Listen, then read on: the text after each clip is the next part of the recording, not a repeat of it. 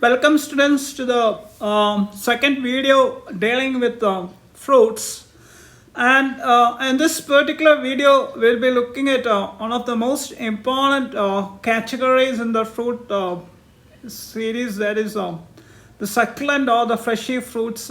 Very important because this group is economically as well as nutritionally very important to humans also, and more than that, uh, from the examination point of view also it's very important. So what is the characteristic feature of a succulent fleshy fruit?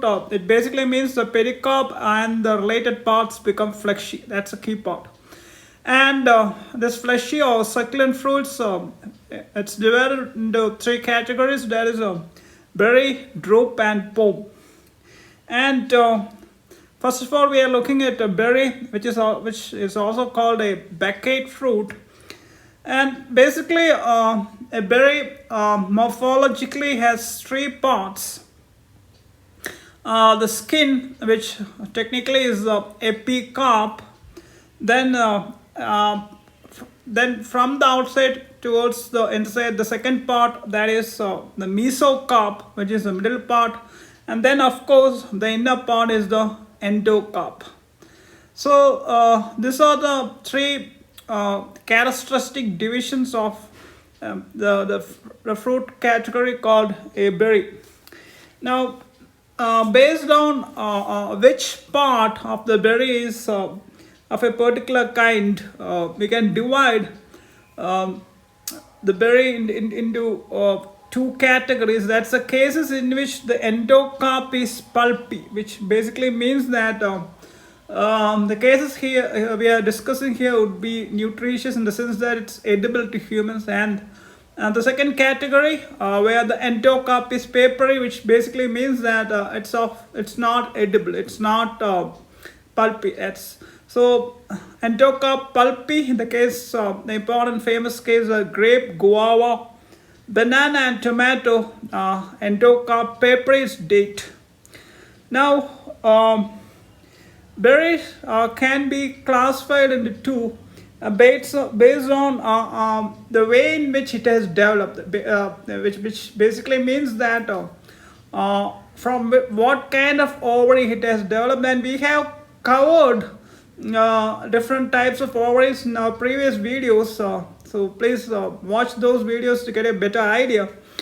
So based on that, berries are divided into two, that's true and false.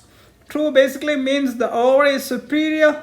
False, it means that the ovary is inferior. Superior of course means looks at the position of the ovary with relation to the other floral part. So, and in true cases, all three layers of the pericarp are edible.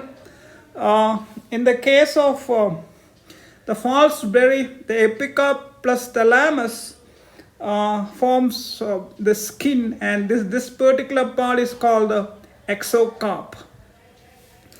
Now we are going to a very important part as far as the NEET examination, NEET undergraduate examination is concerned. We are looking at specific case of berries, and which is usually asked in the examinations, which is a must part as far as this part of the floral morphology and the plant morphology is concerned. So first case we are taking is grape.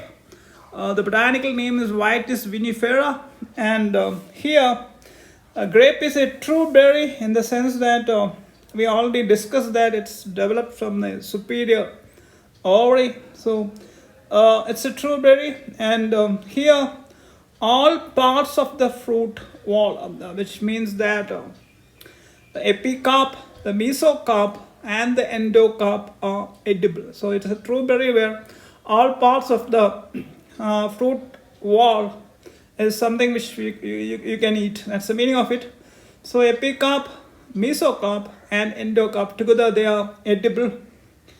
And as far as grape is concerned, there are certain cases in which the grapes can develop without seeds, which means that we are looking at parthenocarpy. So grapes can be parthenocarpic, that is so, without seeds.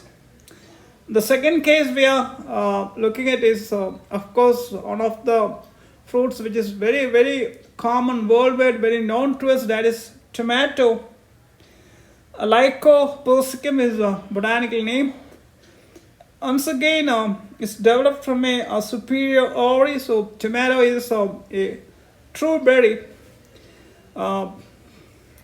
And here the interesting point is that all parts of the fruit wall are edible, and that's something which is common, something commonly discussed as in the case of the previous case, that's the grape.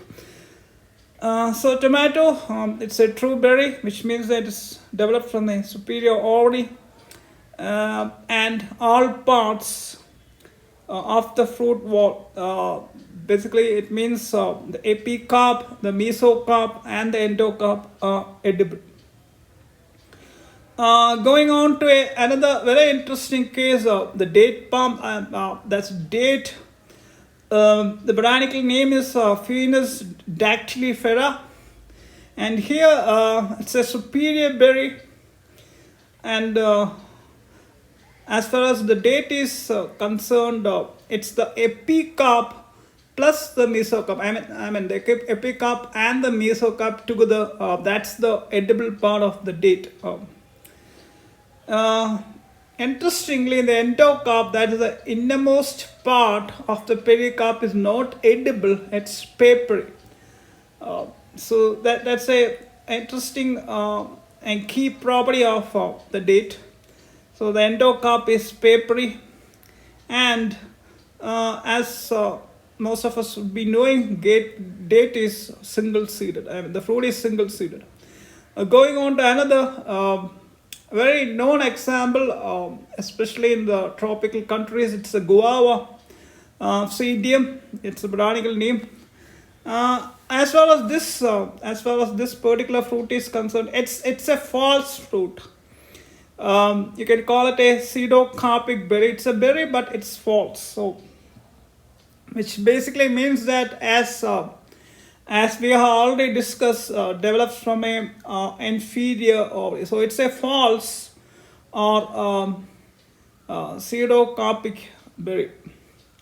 And here, looking at the each parts of it, the outer skin is made up of the epicarp plus thalamus. So note the point that epicarp is developing fused with the thalamus. It's a very important point. Thalamus, which is the base on which the floral organs are arranged. That thalamus is forming part of the fruit in guava. So the second part is that the mesocarp is fleshy, and the pulpy part, which is of course the part which is the most edible, is the endocarp plus placenta. Now the point that placenta is forming the placenta along with endocarp is forming a pulpy part. So as far as guava is concerned, all parts of the fruit are edible except, of course, the seeds. Going on to usually asked example, one of the most important tropical fruits, even though it's tropical, it's used worldwide. It's of course banana, Musa paradisiaca. So once again, it's not a true fruit. Banana is a false fruit. It's pseudocarpic. So it's this is the second example after guava of where we are dealing with a false fruit. So it's a false pseudocarpic as well as parthenocarpic berry. So not the point that banana is a berry. It's a very important point.